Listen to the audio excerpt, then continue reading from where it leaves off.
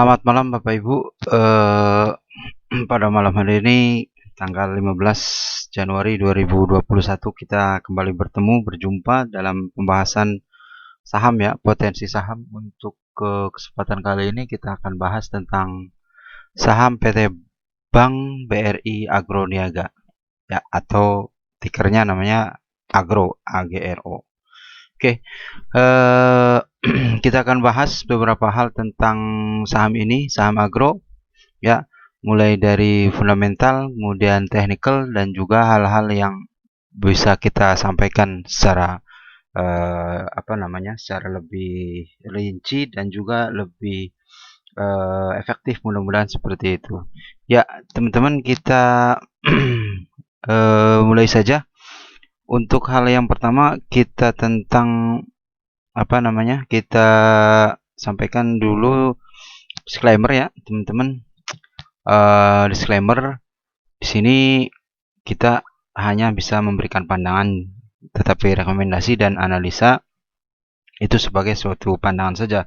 Silakan teman-teman dan Bapak Ibu untuk bisa melakukan keputusan secara privasi dalam hal beli ataupun jual saham agro ini gitu. Oke. Kalau kita baca dan lihat situasi yang terjadi di saham agro ini, memang saham yang salah satunya di bulan November, Desember, kemudian masuk Januari, ini saham yang ramai diperbincangkan juga dan juga ramai diperdagangkan juga gitu. Seperti kita lihat dari sisi dari sisi perdagangan ya, teman-teman. Kita akan buka ke Mandiri Sekuritas untuk platform kita di MOS ya. Dari perdagangan all time low daripada agro ini di 20 Maret 2020, dia low di 81 perak ya teman-teman per lembar. Saat itu di close 88, berhasil rebound 1,15%. Berapa transaksi value pada saat itu? Yaitu hanya 562 juta rupiah saja. Nah, sekarang harganya sudah 1420.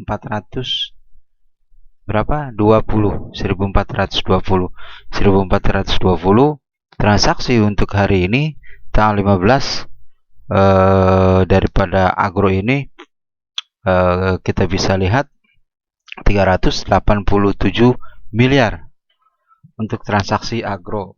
Ini kan sangat fantastis sekali, hanya dalam katakan kurang dari 1 tahun ya. Ini saham sudah melonjak beratus-ratus kali nih, lebih daripada 500 kali untuk 500% maksud saya, untuk saham dari agro ini bisa rebound dari angka low-nya itu di 81, kemudian all time high-nya di 1675 per kemarin ya teman-teman. Oke, itu jadi kita lihat dulu di sini bahwa memang dari mulai Maret saham ini bergerak rebound ke angka 100-an, kemudian angka 200-an per pertengahan, sekitar Agustus 300-an, kemudian naik ke Oktober masih 300-an, kemudian November mulai masuk ke 500-an, Desember sudah 800-an, kemudian memaksimalkan angka 1000 pada Desember, kemudian naik di Januari. Rentetan dari uptrendnya sudah terlihat. Ini 1%, 9%, 7%, 7%, kemudian 20%, kemudian terjadi all time high itu di 1675 pada tanggal 13 Januari 2021 ya. Jadi memang sangat fantastis sekali saham ini.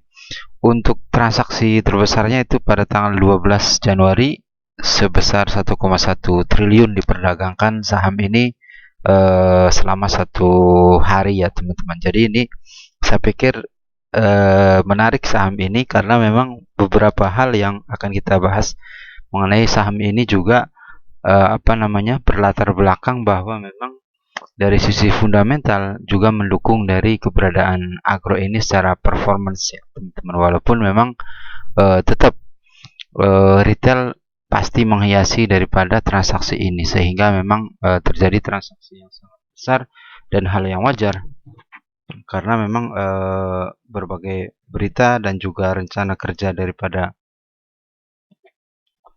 bank ini terkait, karena memang ini anak perusahaan dari BRI ya, BBRI. Jadi bagian daripada BUMN yang pasti mengikuti kebijakan-kebijakan daripada pemerintah dalam hal ini untuk pemulihan ekonomi menghadapi COVID ya teman-teman.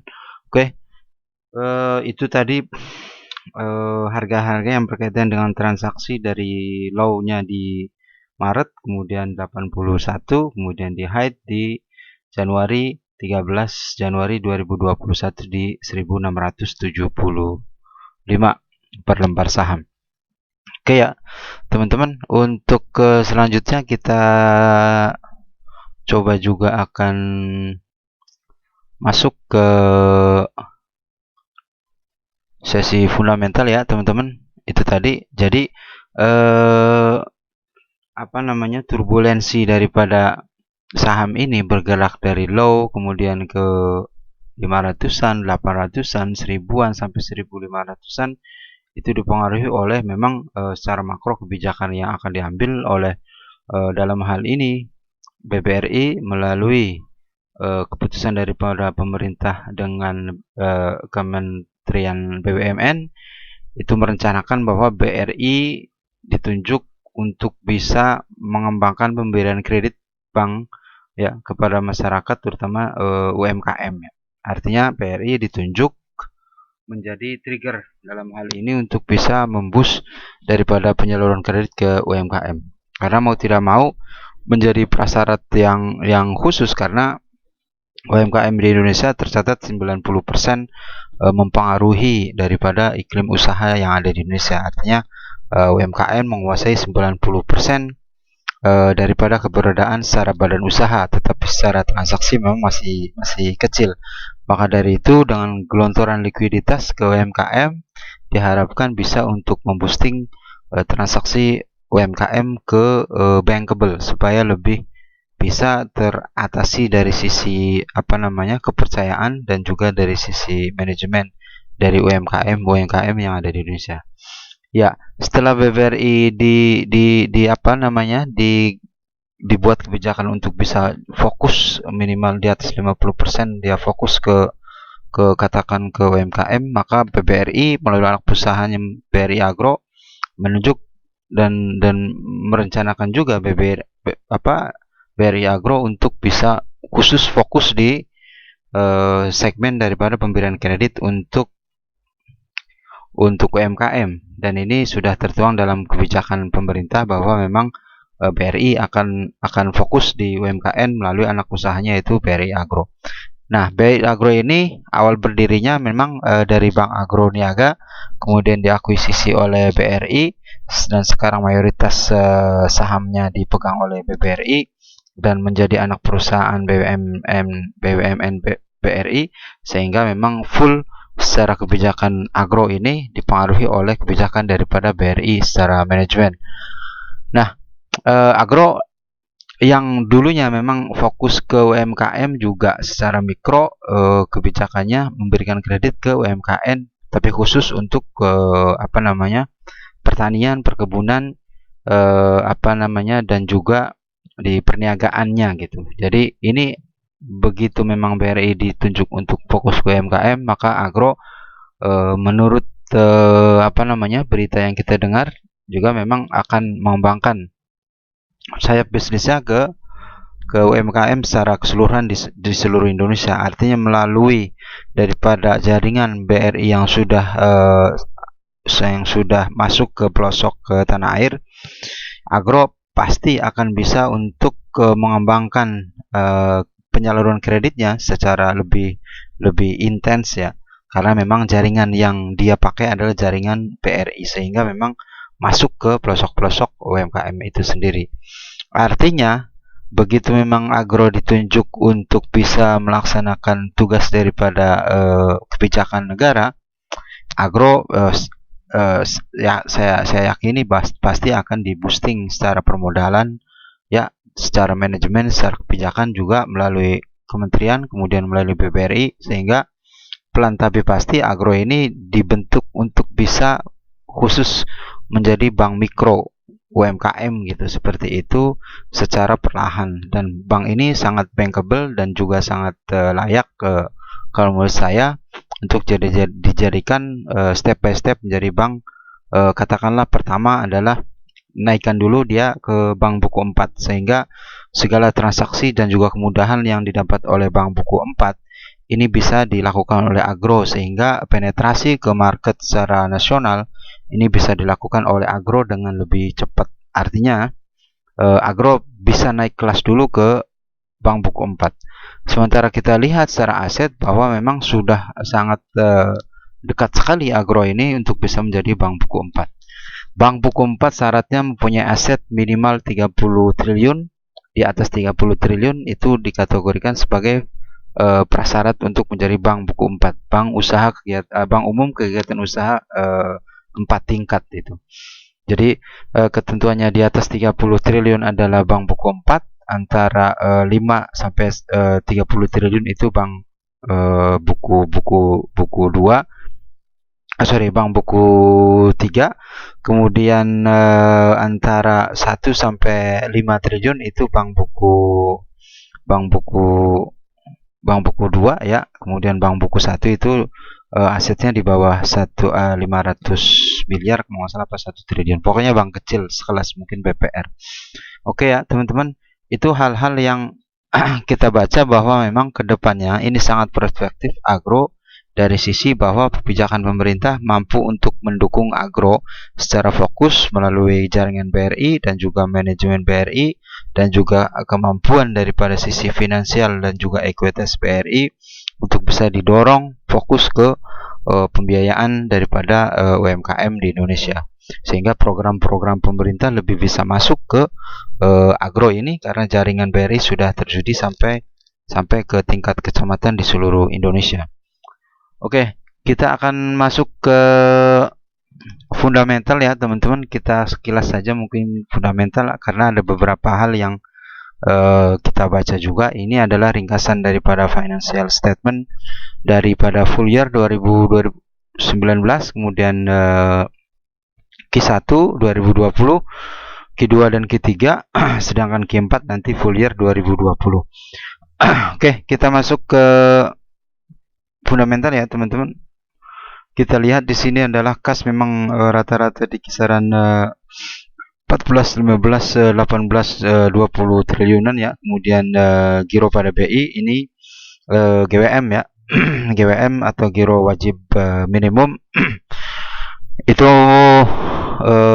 di atas 1 triliun ya. Kemudian memang di sini juga ada penempatan pada BI dan juga bank lain pihak ketiga.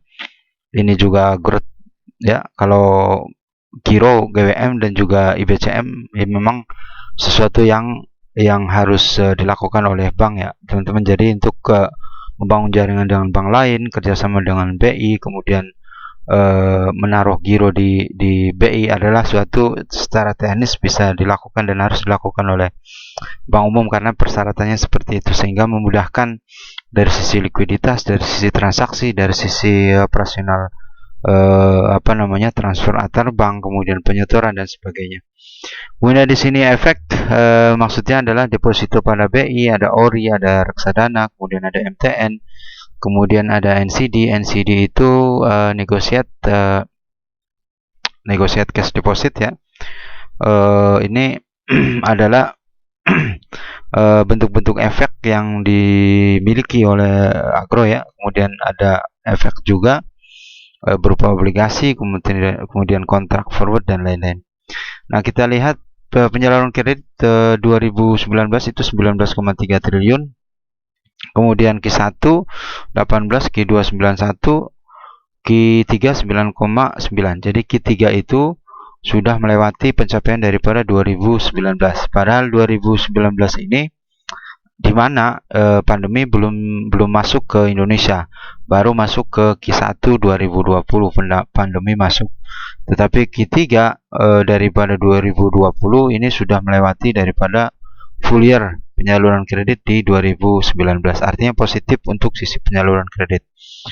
Kemudian kita lihat CKPN, cadangan kerugian pinjaman itu naik ya, karena memang penyaluran kreditnya naik. Kemudian aset tetap dan secara total aset ini daripada 2019 27 triliun, Q1 26, Q2 26, kemudian naik Q3 27,9. Jadi diharapkan nanti full year 2020 ini udah bisa menyentuh angka 28-29 triliun, sehingga untuk bisa prasyarat menjadi bank buku 4 hanya beberapa triliun saja. Artinya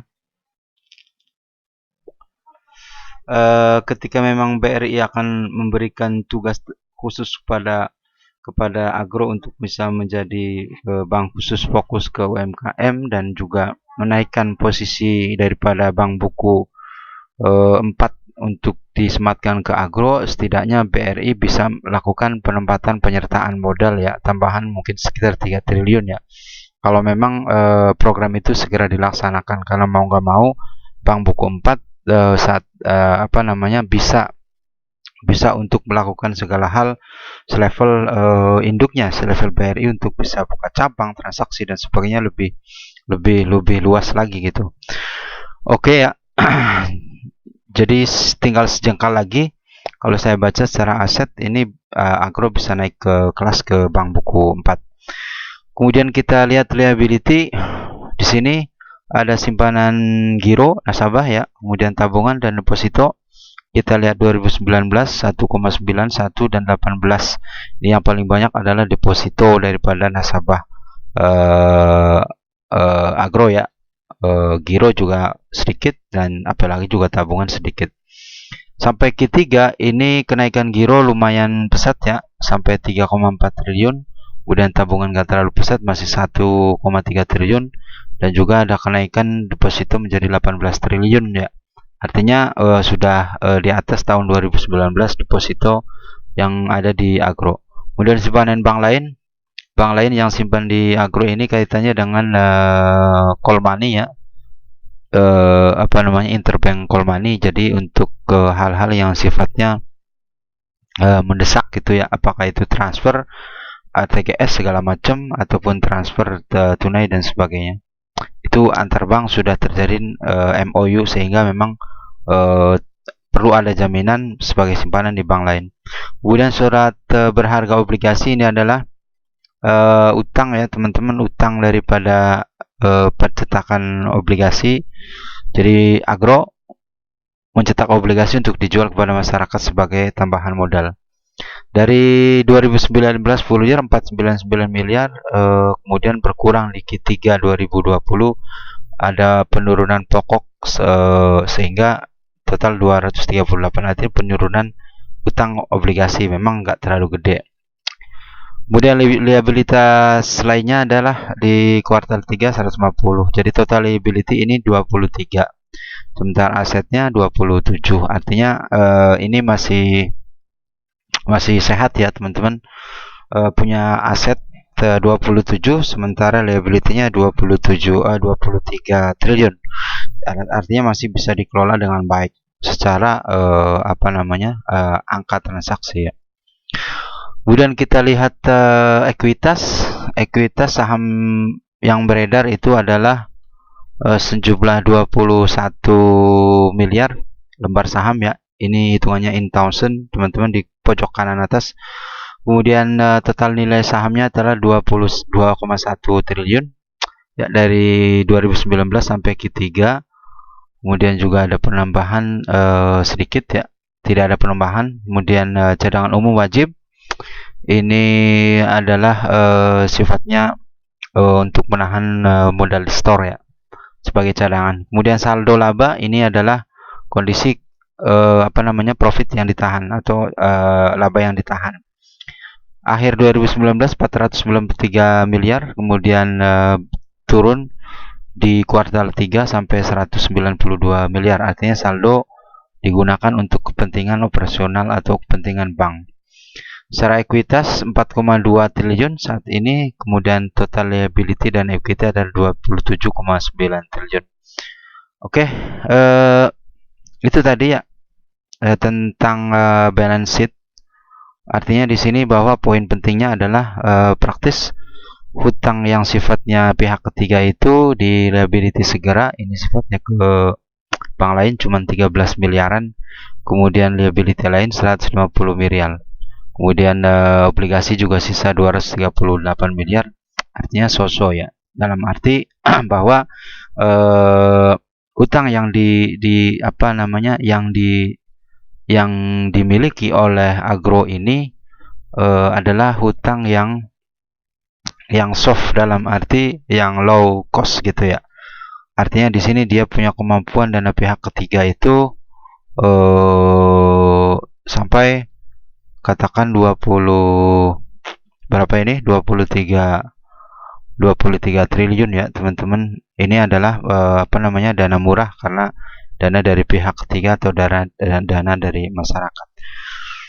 Oke, kita ke next ya teman-teman. Ini mungkin ada sedikit koreksi juga kita di sini bahwa memang dana yang diterima oleh Agro dari pihak DPK dana pihak ketiga ya teman-teman, dari giro tabungan dan deposito itu sekitar 23 miliar. Tetapi di sini kita lihat bahwa penyaluran kreditnya hanya 19,9 triliun ya. Jadi dia punya dana pihak ketiga yang murah itu 23 triliun, cuma dia gelontorkan untuk penyaluran kredit hanya 19,9 triliun. Artinya masih ada plus sekitar 3 triliun yang seharusnya itu dana murah lebih bisa digelontorkan ke penyaluran kredit ya, sehingga akan memberikan return daripada rate margin ke Agro ya. Ini yang masih perlu dikoreksi oleh manajemen. Artinya ketika dana pihak ketiga dipakai untuk penyaluran kredit sebagai dana murah, ini akan sangat menguntungkan bank gitu dari sisi penerimaan dan juga interest, apalagi ditambah dengan laba operasional sebagai ADM dan sebagainya. Ini sangat beruntung sekali dengan tingginya dana pihak ketiga, tetapi penyaluran kreditnya itu tidak mencapai sesuai dengan dana pihak ketiga. Kalau toh memang dana pihak ketiganya sudah terpakai semua dan penyaluran kreditnya masih tinggi, ya memang baru bank bisa melakukan pinjaman ke Bank Indonesia, sehingga memang hal yang wajar juga. Artinya dengan tingkat penyaluran yang tinggi dengan biaya yang lebih murah, di BI juga ya nggak terlalu jauh itu antara rate yang dibebankan oleh BI dengan dana pihak ketiga dari masyarakat. Tetapi paling tidak untuk penyaluran kredit, kalau kondisinya seperti ini harusnya minimal sama itu antara penyaluran kredit dengan dana pihak ketiga. Artinya ketika kita menyalurkan kredit dengan dana murah, maka keuntungan yang akan diambil daripada marginnya akan lebih tinggi. Oke, kita masuk ke profit loss ya teman-teman. Di 2019 pendapatan bunganya 2 triliun, kemudian laba operasional 71 miliar ya teman-teman, beban bunga 1,3, seterusnya sampai beban operasional, kemudian rugi laba 51 miliar ya. Ini 51 miliar untuk keuntungan di 2019.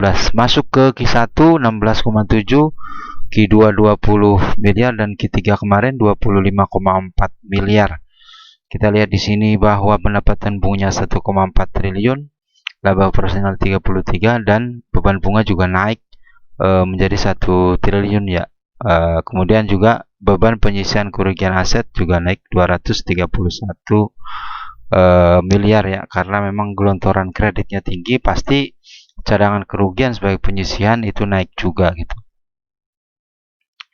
Oke ya teman-teman, itu intinya. Jadi progress ya ini secara profitable sebagai Agro di angka 25 miliar, tetapi memang masih sangat kecil ya secara skup sebagai bank BUMN. Diharapkan nanti kalau toh ini sebagai bank buku 4, artinya penyaluran kreditnya mungkin di atas 50 triliun, kemudian pendapatannya diharapkan bisa di atas 20 triliun, baru mungkin secara apa namanya sederhana keuntungan yang akan bisa didapat mungkin bisa di atas 100 miliar atau di atas 300 miliar. Baru ini memang ada perbaikan yang sangat signifikan ketika memang naik buku, kemudian tambah modal dan penyaluran kredit yang agresif. Tetapi itu juga hal-hal yang berkaitan dengan penyaluran kredit. Di sini kita akan juga nanti lihat ya hal-hal yang membebani, terutama dengan NPL ya, non performing loans. Artinya NPL adalah situasi kredit macet yang dihitung berdasarkan day by day. Untuk due date-nya itu di atas 90 hari ya, atau 3 bulan macet, katakan seperti itu, sampai dengan 120 hari atau 4 bulan macet. Jadi itu dihitung NPL, non performing. Maka setelah naik ke NPL, maka bank harus melakukan mengeluarkan dana untuk menutupi cadangan kerugian, dihitung dari mulai NPL. Artinya ketika NPL-nya naik, maka beban kerugiannya juga akan naik. Ya, itu pentingnya NPL. Nah, kita akan coba lihat nanti ya NPL-nya seperti apa di agro ini. Nah, ini kita lihat di sini NPL di kuartal 1 2020 31 Maret itu NPL-nya 8,34% ya, bruto ya.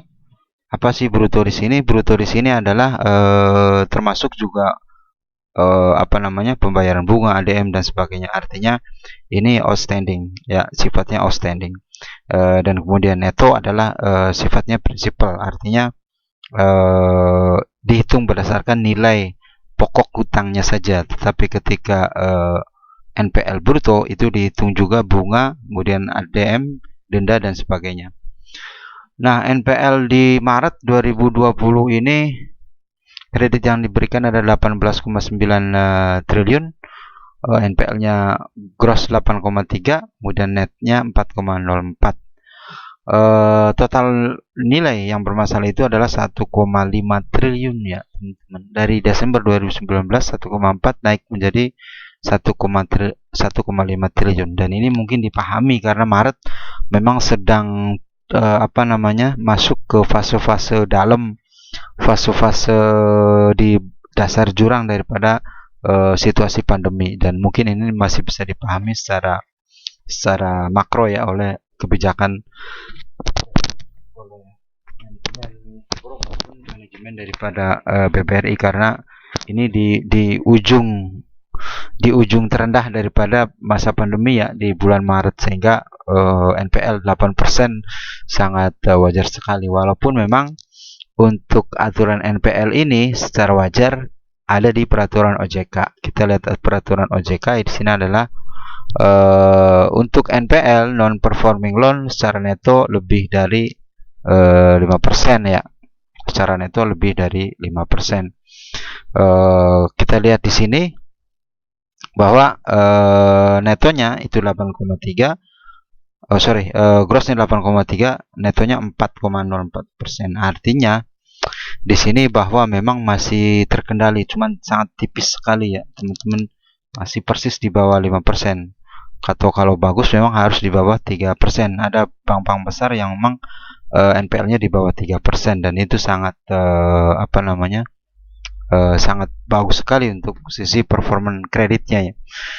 Nah, harapannya nanti yang mulai bisa dilakukan oleh manajemen adalah menurunkan rasio daripada NPL bruto dulu ke bawah gitu. Artinya brutonya di bawah 5%, pasti NPL netnya juga di bawah 5%, dan kemungkinan kalau brutonya di bawah 5% ya, maka netonya juga di bawah 3%. Itu di Maret ya teman-teman. Kita lihat di Juni kuartal 2 itu kreditnya 19,1 triliun, bruto 8,3% ya, masih tinggi, tetapi netonya sudah 3,6%. Ini Juni 2020 terjadi penurunan NPL neto karena saya baca terjadi juga penurunan daripada beban daripada NPL karena kita ketahui selama pandemi berlangsung di kisaran bulan April, bulan Mei itu ada kebijakan untuk melakukan restrukturisasi kredit ya bagi nasabah produktif ataupun yang terdampak COVID, sehingga memang masalah-masalah NPL di agro khususnya ini teratasi oleh kebijakan restrukturisasi tersebut, sehingga secara neto turun menjadi 3,6%, tetapi secara bruto masih tinggi. Ini menandakan bahwa memang yang dilakukan penyelesaian hanya di pokoknya saja, di utang pokoknya saja, tapi secara overall secara gross masih tinggi brutonya gitu di NPL, sehingga memang perlu program yang seperti restrukturisasi ini gitu. Tetapi memang secara jangka panjang kurang bagus juga secara performance daripada collectibility tersebut.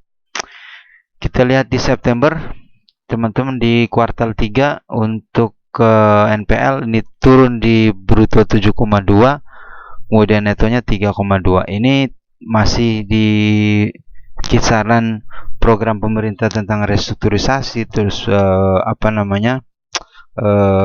penghapusan utang dan sebagainya sebagai kebijakan daripada pemerintah melalui OJK, sehingga memang penurunan NPL ini belum real ya, artinya belum real dalam arti karena ada program dari pemerintah, sehingga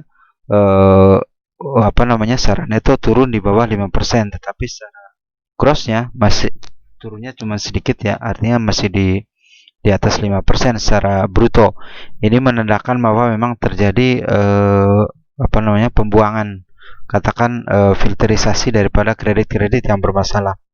Tetapi di sini yang turun adalah pokoknya ya, bukan daripada OS-nya, sehingga secara bruto NPL-nya masih tinggi ya teman-teman.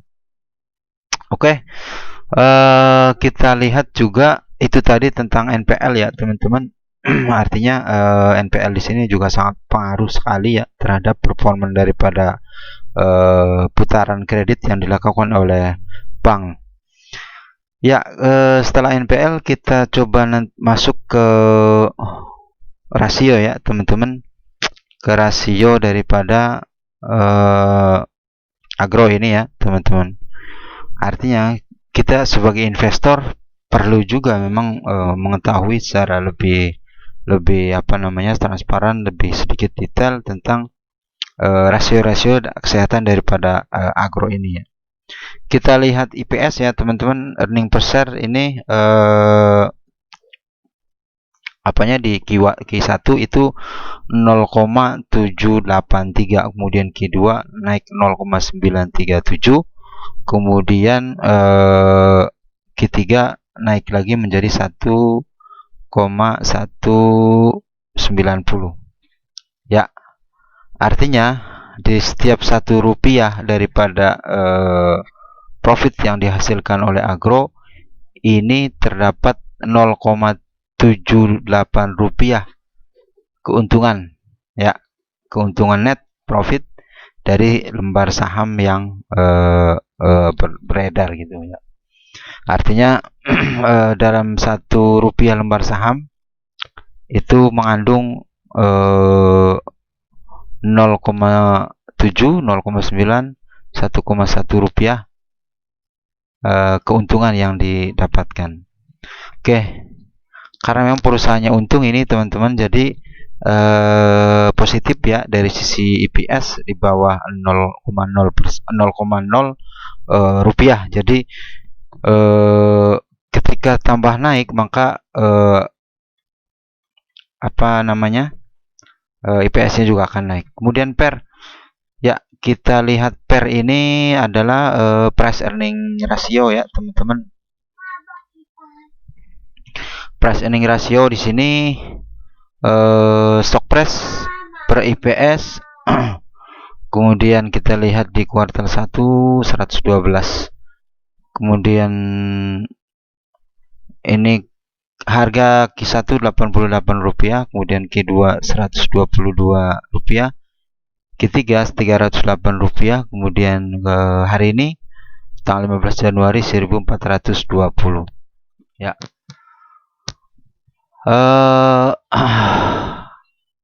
Jadi setiap harga yang bergerak daripada harga saham itu mengandung keuntungan ya teman-teman.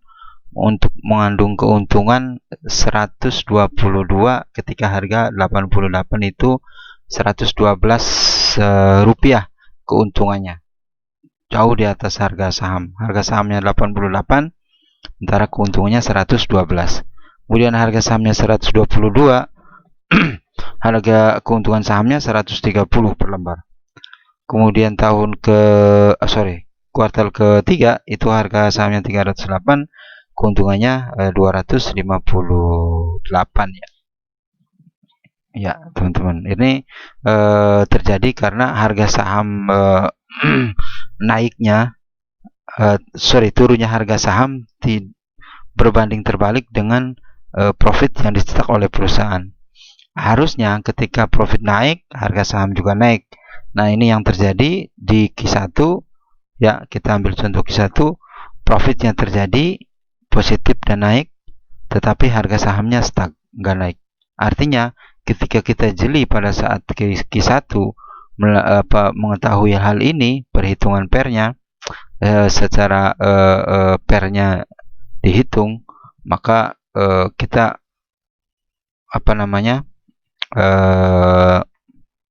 pasti akan sangat murah sekali saham kita beli pada saat harga 88 dengan per 112 gitu.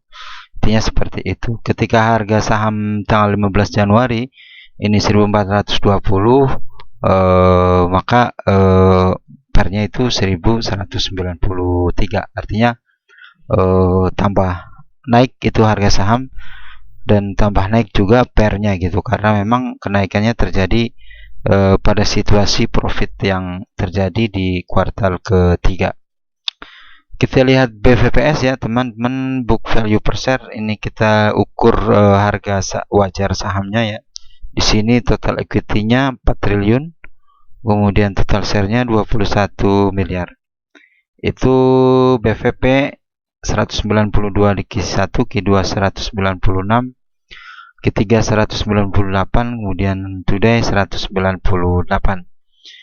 Ini adalah nilai wajar saham berdasarkan nilai buku ya. Nilai buku modal berbanding dengan saham yang dicetak. Artinya ketika harga saham hari ini 1420, maka nilai wajarnya itu sebenarnya 198 rupiah per lembar saham. Kenapa? Karena memang kita lihat equity-nya 4,2 triliun, sementara saham yang beredar itu 21 miliar. Ya, jadi masih sekian kalinya saham yang beredar tidak sebanding dengan jumlah equity yang dicetak oleh perusahaan gitu, oleh Agro. Sehingga saya pikir Agro ke depan memang harusnya bisa menaikkan jumlah saham yang beredar, katakannya di atas 50 miliar lah katakan, untuk ke tahap selanjutnya. Dan mungkin ini sebagai pertimbangan juga untuk bisa lakukan RI ya, untuk credit issue dengan HMETD. Oke, kita ke PBV ya teman-teman. Kita ke price book value. Ini di Q1 dengan BVP 192, harganya sahamnya 88, itu 0,4 kali, kemudian Q2 0,6 kali, Q3 1,5 kali, dan today ya 1420 harga saham dengan nilai bukunya 198, itu terjadi 7,185 kali ya daripada nilai bukunya dari saham Agro ini. Jadi ketika kita beli di 1420 memang sudah 7 kali lebih mahal daripada harga buku. Ya. Dan ini mungkin dipengaruhi oleh sangat dipengaruhi oleh jumlah saham yang tercetak, sehingga BVP itu sangat kecil sekali berbanding dengan equity. Dengan BPV 21 miliar secara lebih imbang, equity yang dimiliki mungkin di atas ratusan miliar ataupun 500 miliar itu, sehingga memang BVP-nya agak mendekati dengan harga saham yang terjadi di market, artinya bluffing yang sangat tinggi daripada harga market, harga saham di market. Oke, kita lihat DER-nya. Ini DER-nya tinggi ya, Q1 549%, kemudian Q2 525%, 562%, Q3. Teman-teman perlu juga sadari bahwa debt equity ratio ini adalah sifatnya soft dan lunak ya untuk perbankan. Artinya begini, giro yang ditempatkan di bank, kemudian tabungan dan deposito yang ditempatkan di bank itu dihitung secara accountingnya sebagai debt ya, sebagai utang daripada bank, sebagai liability daripada bank. Sehingga ketika masyarakat melakukan penarikan ataupun menarik pada saat jatuh tempo, maka bank dituntut untuk bisa memberikan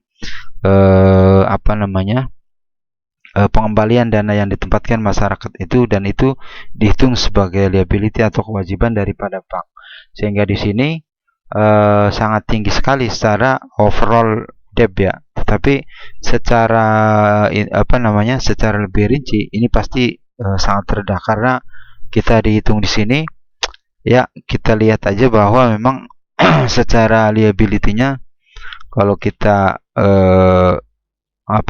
kalau kita rinci itu kecil ya. Kita lihat contoh Q3 liability lain ini 150, kemudian obligasi di luar DPK ya, dana pihak ketiga, kemudian ada simpanan bank lain juga termasuknya DPK, kemudian liability segera juga sebagai utang. Artinya kita bisa lihat di sini overall secara liability-nya itu sangat kecil sekali ya teman-teman ya, 402 miliar. Ini liability daripada net agro ya. Artinya ketika kita lihat tadi di rasio, kita lihat tadi di rasio itu pasti akan sangat kecil sekali ya teman-teman. Coba kita akurasikan ke perhitungan DER-nya ya teman-teman. Kita ambil contoh di kuartal ketiga ya teman-teman. Ini liability-nya 23 triliun ya, kewajibannya terus modalnya 4,2 triliun. Nah, kita akan copy di mana tadi? Nah, kita akan copy. Tuh. Di sini terjadi penurunan yang sangat signifikan daripada DER. Artinya dari DER minus 500 menjadi plus 9,5%. Ya, artinya surplus. Malah bank tidak mempunyai utang sama sekali. Artinya secara rasio ya, bukan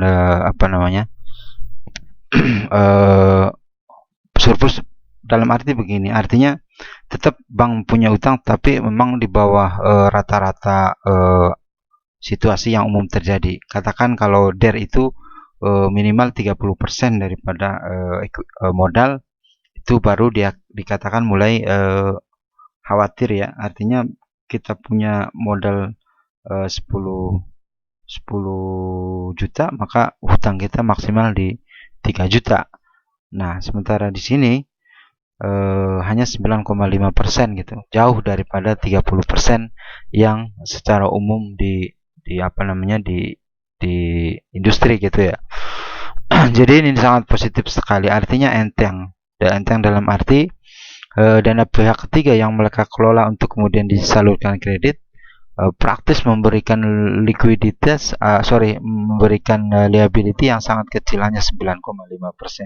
Sehingga ini sangat sehat sekali dari sisi liquidity ya, dari dari BRI Agro ini. Oke teman-teman, kita ke selanjutnya ya. Artinya kita tutup di rasio sini bahwa memang rasio cenderung bagus ya teman-teman. Kita cuman bisa lihat di PBV-nya 7,1 kali ya teman-teman. Terus book value-nya Rp198. Kemudian apa namanya, price earning ratio-nya itu di 1193 ya teman-teman. Sorry, 1,1 kali ya, atau di 1190 ya. Artinya itu sangat tidak terlalu mahal ya untuk kondisi bahwa memang di 1,1 kali R-nya ini sangat rendah sekali. Artinya dengan adanya cetakan profit yang sangat tinggi ya, ini apa namanya, memberikan gambaran bahwa PER-nya juga sangat rendah 1,1 kali. Sementara PBV-nya 7,1 kali, juga memang masih rendah di bawah industri yang di atas 15 kali. Oke ya teman-teman. Oke, teman-teman, itu hal-hal yang kita bicarakan ya terkait dengan agro. Coba kita akan masuk ke technical ya teman-teman, dan juga kita akan masuk ke kesimpulan ya teman-teman sekalian. Nah, kita bisa lihat di sini technical bahwa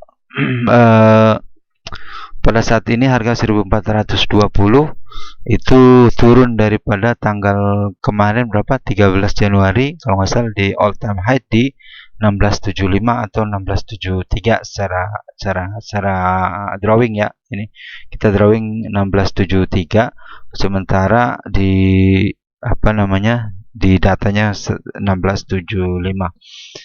Ini adalah angka tertinggi yang dicetak oleh agro ya dalam kondisi all time high ya teman-teman. Jadi teman-teman mungkin yang tidak terlalu mendetail memahami bagaimana sirkulasi daripada bisnis perbankan mungkin akan sangat berhati-hati kalau memang harga ini adalah harga yang sangat tinggi, untuk kemudian harga ini akan turun perlahan ke bawah ke harga awalnya.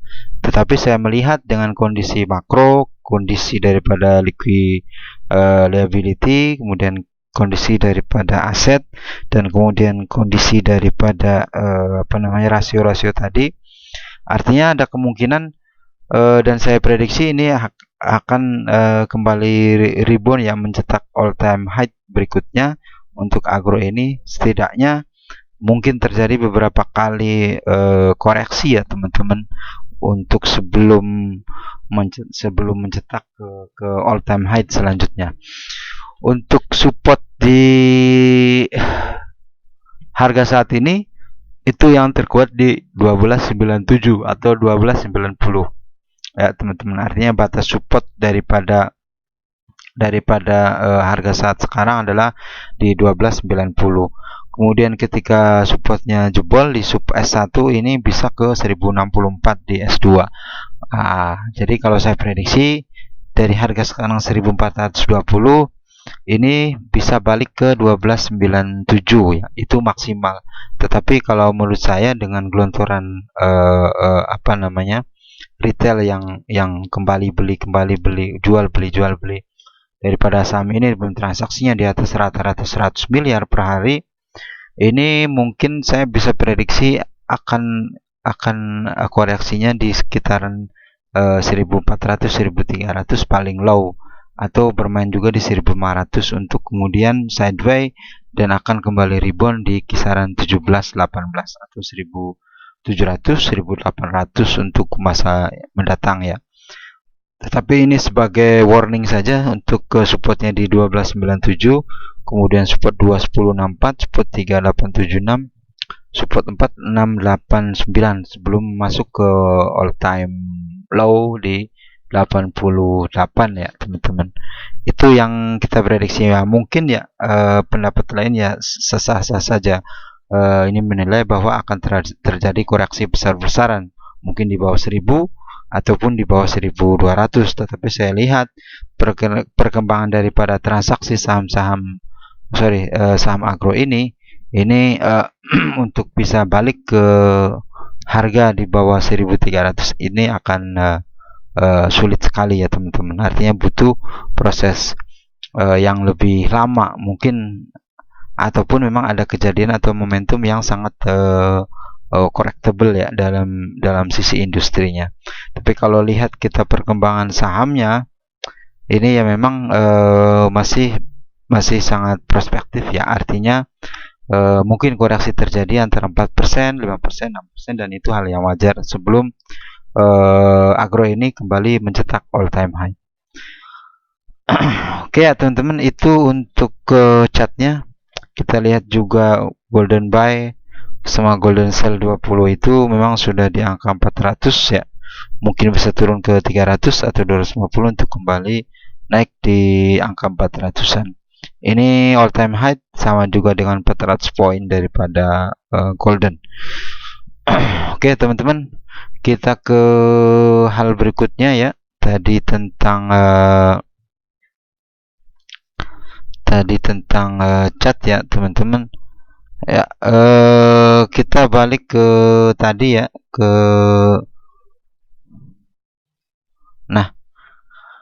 kita akan coba hitung ya. Ini berdasarkan hitungan pivot daripada potensi saham agro, dan juga secara pivot manual ya, untuk memprediksi harga yang akan bisa ditembus pada masa yang akan datang daripada agro ini. Karena agro ini secara fundamental itu sangat cenderung membaik ya, hanya detail kecil yang mungkin harus diperbaiki ke depan oleh manajemen.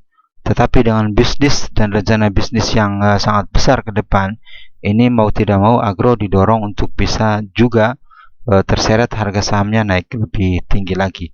Kita hitung berdasarkan pivot dan juga algoritma yang kita miliki gitu ya, untuk perhitungan dari saham yang pernah mengalami all time high. Untuk saat ini open Anda bisa di 13.90 sampai 15.10 ya teman-teman. Kemudian di profit satunya ini di 16.75 sampai 19.59 atau 19.60. Ini kisarannya ya teman-teman.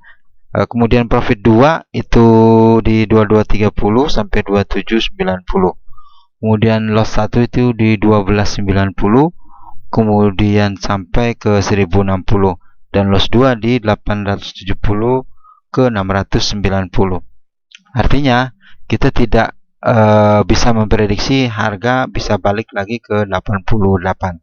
Artinya kalau menurut saya orang-orang ataupun trader ataupun investor yang berhasil beli harga agro ini di bawah 100, di kisaran 88, kemudian 90, 95, itu ya kita anggap mereka beruntung dan mungkin jeli secara kemampuan untuk bisa investasi. Artinya beli di harga yang sangat-sangat murah ya teman-teman. Kita prediksi untuk planning potensi saham agro ini sampai dengan setidaknya di akhir kuartal keempat 2021. Tetapi kalau kebijakan pemerintah dalam hal pemulihan ekonomi melalui perbaikan atau penyehatan daripada gelontoran likuiditas untuk UMKM ya dilaksanakan kuartal 2 menurut informasi, maka percepatan daripada target saham ini akan lebih cepat lagi. Artinya kuartal 3 akhir mungkin profit 2 di 2.200 sampai 2.790 di kuartal ketiga, mungkin bulan September ataupun Oktober ataupun Agustus sudah bisa menyentuh di angka profit yang kedua, jika kebijakan daripada pemerintah untuk menggelontorkan dana-dana daripada penyaluran kredit melalui BRI, kemudian BRI melalui agro, ini akan bisa sangat terwujud di kuartal 3 untuk mencapai profit 2. Oke teman-teman, kita ke kesimpulan ya hari ini. Saya bacakan bahwa agro kesimpulan hari ini kelebihannya 1, giro pada BI dan bank lain antar kuartal positif dan ekspansif. tadi sudah saya sampaikan, artinya giro yang ada di BI dan juga di bank lain cukup aman ya. Kemudian penyaluran kredit tumbuh tinggi di kuartal 3 dan melewati pencapaian full year 2019 sekitar 2,8% ya. Year on year ya. Ini juga masih net. Kemudian 3, total aset melesat melewati capaian 2019 sebesar 27,9 triliun di kuartal 3.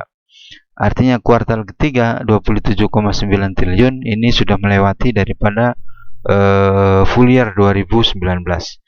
Kemudian keempat, dana pihak ketiga atau nasabah tumbuh 8,85% sampai kuartal ketiga ini. Kita sampaikan ini ke kuartal 3 ya teman-teman.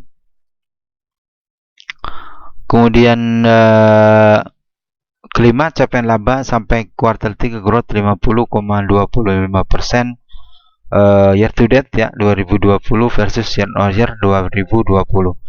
Artinya laba sekitar 25 miliar di kuartal 3 itu masih setengahnya daripada laba yang dicetak pada tahun 2019 sebesar 50 miliar. Artinya baru setengahnya sampai kuartal 3. Saya prediksi untuk laba ini bisa juga melewati di angka 50 miliar jika nanti pencapaian di kuartal keempat, terutama pendapatan daripada bunga dan juga kemampuan menggelontorkan daripada penyaluran kredit itu lebih tinggi daripada kuartal 3, maka kuartal keempat secara growth capaian laba saya pikir bisa naik di atas 50 miliar. Kemudian kelemahannya kita akan bacakan. Satu, NPL masih tinggi ya, up 5%, di atas 5% selama kuartalan 2020. Tadi saya bilang secara gross ya ini masih di atas 5%. Kenapa masih di atas 5%? Karena memang ini situasinya mungkin di COVID ya, karena pandemi masih tinggi. Jadi ini PR tertentu dan khusus oleh agro. Sehingga walaupun begitu secara neto NPL memang masih bisa di bawah 5% ya teman-teman untuk agro ini. Tetapi itu mungkin ya tanda kutip dipengaruhi oleh kebijakan pemerintah dalam hal restrukturisasi untuk pemulihan sektor keuangan ya di kuartal kedua, ketiga pada masa pandemi saat ini. Kemudian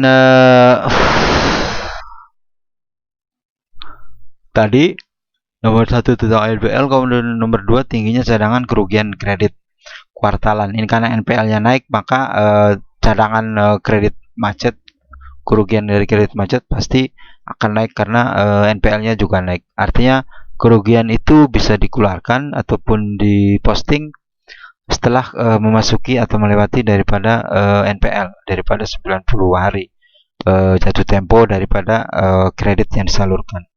Kemudian 3, walau naik penyaluran kredit masih rendah. Arti tadi kita pernah bahas dana pihak ketiga yang 22 triliun, tetapi kredit yang dikucurkan hanya 19 triliun. Artinya untuk menggunakan dana pihak ketiga pun dari giro, kemudian tabungan, kemudian deposito, ini belum tercukupi gitu. Artinya penyaluran kreditnya masih sangat rendah. Untuk menyerap daripada DPK untuk disalurkan ke kredit ini masih belum tercapai. Ya seperti itu. Yang wajarnya adalah DPK memang dikeluarkan semua sesuai dengan nilai dan disalurkan lagi kepada masyarakat dalam bentuk pinjaman. Kan fungsi bank juga sebagai intermediasi di situ. Tetapi ketika mengendap, maka ini hanya sebagai current asset daripada perbankan. Oke, kemudian keempat, rasio collectibility menjadi fokus manajemen ya untuk menurunkan NPL di bawah 5%. Ini konteksnya gross. Kenapa gross? Karena di situ masih bisa dipilah mana NPL yang bisa profit dan juga NPL yang akan dibuang ke 120 hari ataupun sampai ke write off ya, ke kerugian real di atas 151 hari ya teman-teman. Jadi itu PR daripada kelemahan agro ke depannya, tetapi juga harus menjaga kelebihan daripada kemampuan agro, terutama dari sisi laba dan juga dari sisi penyaluran kredit, sehingga ke depan secara bisnis, agro ini bisa untuk mulai bersaing, mulai bersiap-siap untuk bisa memasuki ke jajaran daripada bank buku 4, karena secara aset hanya sekitar 3 triliunan. Agro ini bisa menjadi bank buku 4. Oke ya teman-teman, intinya pada kali ini kita sampaikan bahwa memang